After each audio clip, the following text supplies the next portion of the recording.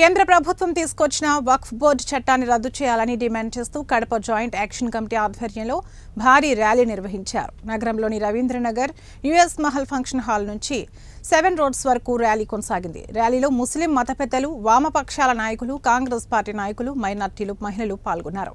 కేంద్ర రాష్ట్ర కూటమి పార్టీలకు వ్యతిరేకంగా నినాదాలు చేశారు. వక్ఫ్ బోర్డు చట్టం రద్దు చేసేంత వరకు పోరాటాలు చేపడతామన్నారు.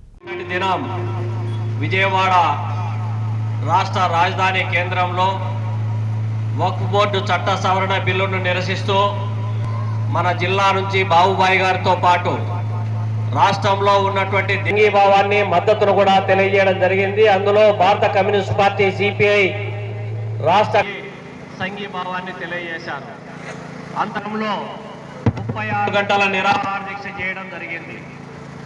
తర్వాత రాష్ట్ర కేంద్రంలో మోడీ ప్రభుత్వం మూడోసారి అధికారంలోకి వచ్చిన తర్వాత గడిచినటువంటి 10 సంవత్సరాల పాలన చేసినటువంటి వాగ్దానాలు నల్లధనం వెలికితీత కావచ్చు, ధరల స్థిరీకరణ కావచ్చు, లేకపోతే ఏడాదికి 2 కోట్ల ఉద్యోగాల కల్పన కావచ్చు, దేశ అభివృద్ధి, దేశంలో పేదరికపోతే అభివృద్ధికి కావలసినటువంటి లేవు.